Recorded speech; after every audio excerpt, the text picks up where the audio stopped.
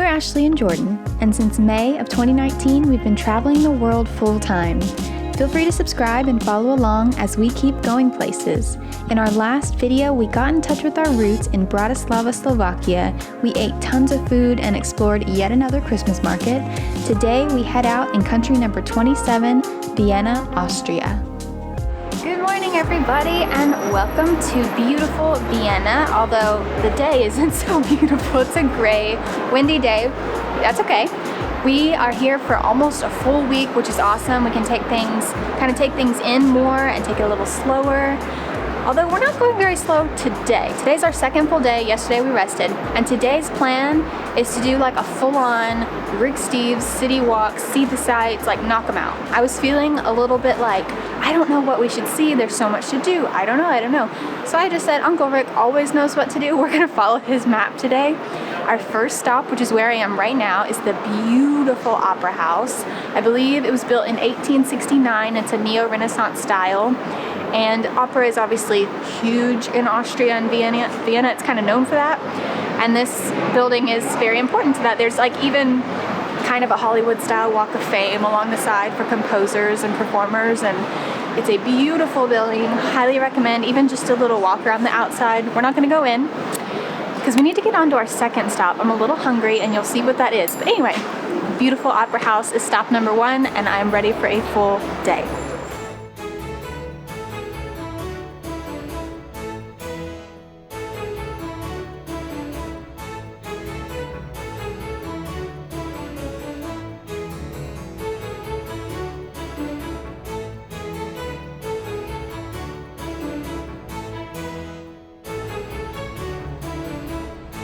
Okay, so just next to the Opera House and just behind me is our next stop. I'm so excited.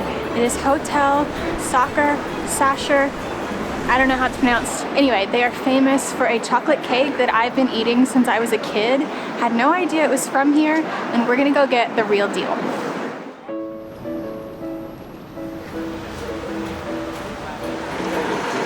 I think everybody else had the same idea.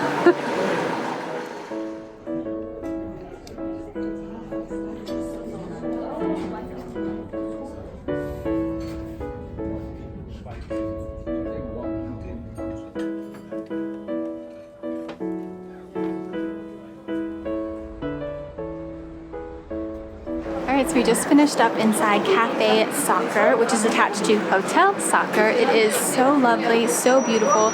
Something I've noticed is Austrians call things cafe, and I guess technically they are in their offering, but they are not a cafe in the atmosphere. It is beautiful and decadent, and maybe one of my favorite things of the whole experience is they have a coat check and everything, which just feels so civilized and fancy. I loved it. So we went in, we got 2 pieces of the famous Sacher-Torte. They're chocolate cake with an apricot filling and a chocolate ganache. It's apparently like invented here back in the mid-1800s, I believe. And we got a coffee. And like I said, I've had a Sacher-Torte before, but it wasn't really anything like this version. This one was a bit drier and has apricot, which apparently is traditional, whereas the one I had was raspberry.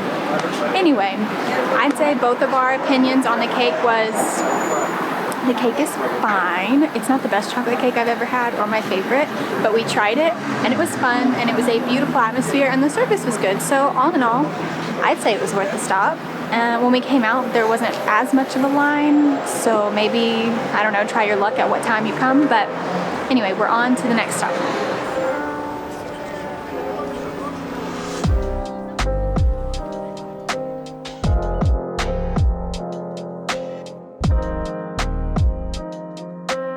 So our next stop is Albertinaplatz and the Albertina Museum. We're not going into the museum, but our waitress actually at the cafe said that it was like her favorite place for art and contemporary exhibitions and beautiful stuff like that. So anyway, up here at the museum is sort of a raised,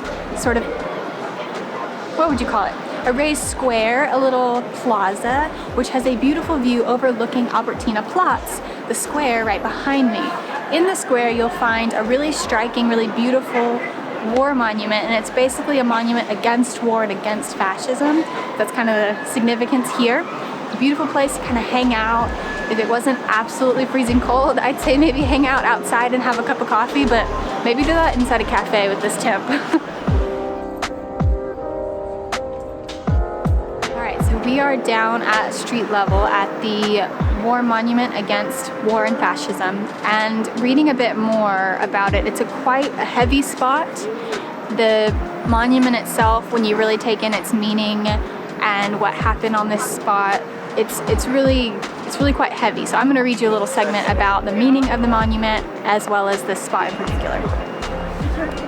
The monument has 4 parts. The split white gates of violence bring to mind the gates of a concentration camp. Other parts of the monument present a montage of wartime images: clubs, gas masks, a dying woman birthing a future soldier, victims of cruel medical experimentation, and chained slave laborers on a pedestal of granite cut from the infamous quarry at the Mauthausen concentration camp. The hunched-over figure on the ground is a Jew forced to scrub anti-Nazi graffiti off the street with a brush. Of Vienna's 200,000 Jews, more than 65,000 died in Nazi concentration camps. The sculpture, with its head buried in the stone, reminds Austrians of the horrible consequences of turning a blind eye to the fascist threat.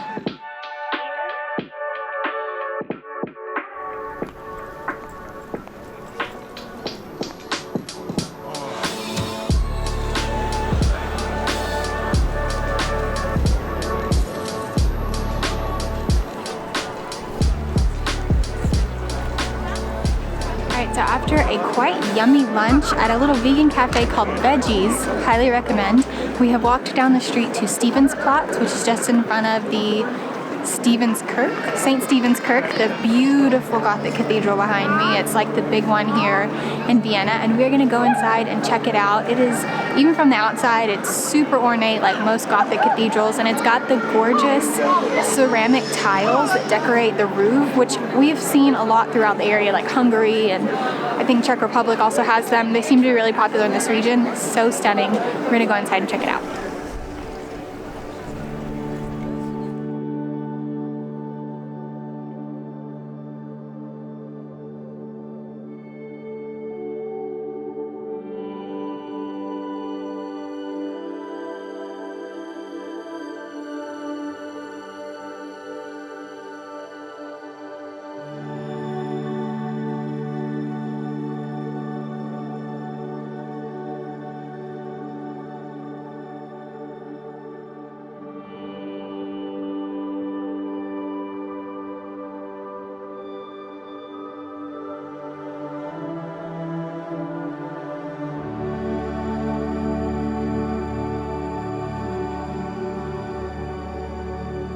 Okay, we just went inside the St. Stephen's Cathedral, and it is impressive. It is a beautiful Gothic style cathedral. It was built in, I want to say, the early 1300s, potentially the late 1300s. I'm not too sure on that. It is free to go in and just walk around the side of it in the very front. Now, if you want to take a guided tour, you can do that for €6. If you want to go to either one of the towers, the north or the south tower, you can also do either one of those for €6 a person or per adult. And there's also a crypt in the bottom of the cathedral that's also €6 if you want to do that. Or if you want to do everything, they give you a discount for €14.9 to do all of those, and you get more, I guess, value for your dollar. We're going to go to the South Tower. It's the tallest tower, and we're just going to do that, and we're going to go to the top and see what kind of views it has of the top of the cathedral and the square here out front.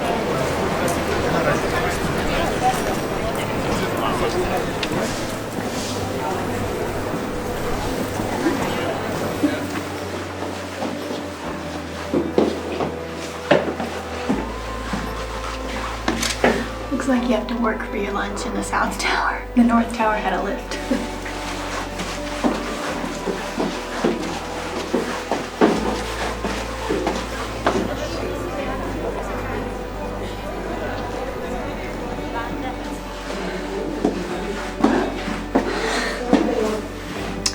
It's a lot of stairs.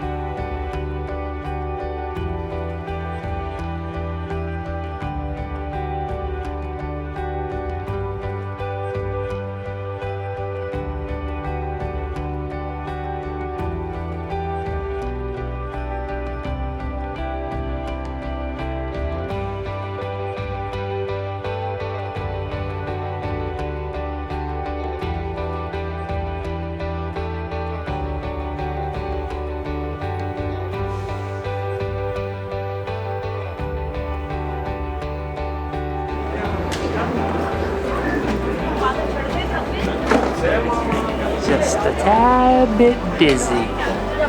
There are so many steps that you have to climb up and then climb back down.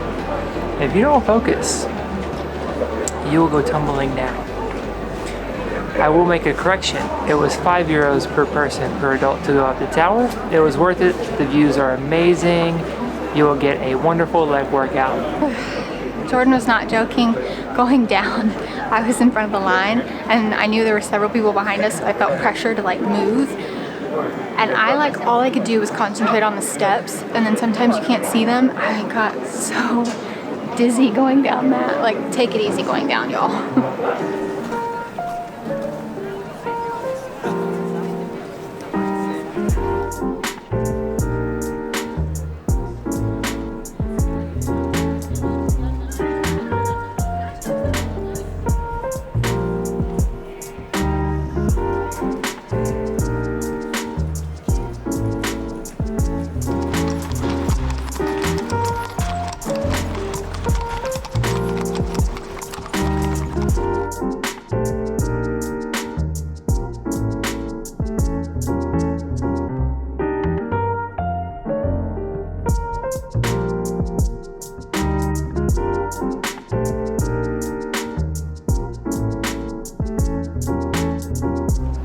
So we're going to call an audible on the plan for the rest of the day. The original plan was to come over where we are right now to the palace and tour the Imperial Apartments, which is the inside of the palace. It's supposed to be really cool, but there are several reasons why that wasn't going to be the most ideal. First reason being the place closes in an hour and a half. It's supposed to take 2 hours to get through. The second being we wanted to have a guided tour and not an audio guide. The guided tour is once a day, every day at 2 o'clock, which we missed by a couple of hours. Jordan and I have found that we don't love audio guides, so we're going to come back on the day that we had planned to be over at the Natural History Museum, which is just next door, and do both on that day. So you'll still see it, just a different day. But for now, hair in my mouth, but for now, we are going to go over to the big main Christmas market over in Rauthausplatz, the big like Christmas world, I think it's called, and see what's up over there.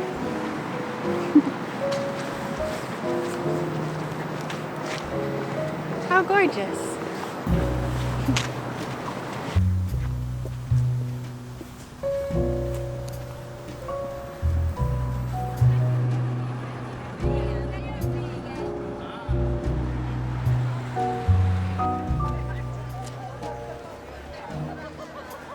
Oh, Christmas tree, oh, Christmas tree, thy leaves are so unchanging.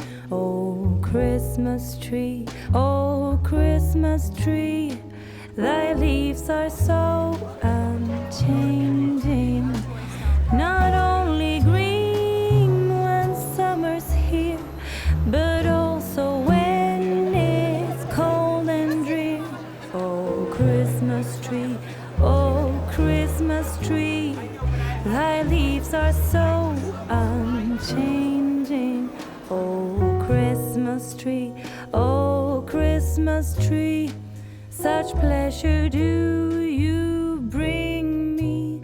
Oh, Christmas tree, oh, Christmas tree. Okay, so we just finished up at the very charming, very lovely Café Sacher or Sacher. I'm gonna go with Sacher. I think that's how they pronounce it here. And it is attached. Ooh, I'm in the way. Sorry. Oops.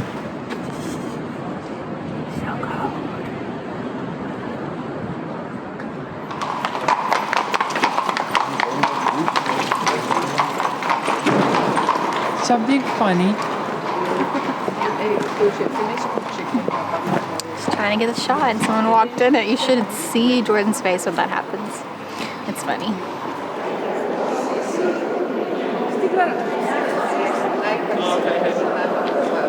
And Habsburgs had some cheddar. Let me get in front. Hold up.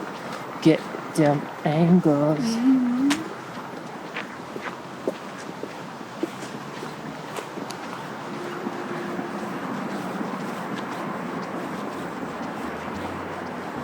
That's a shot. I ever saw one. Each shining light, each silver bell, no one alive spreads cheer so well. Oh, Christmas Christmas tree, oh Christmas tree, you'll ever be unchanged.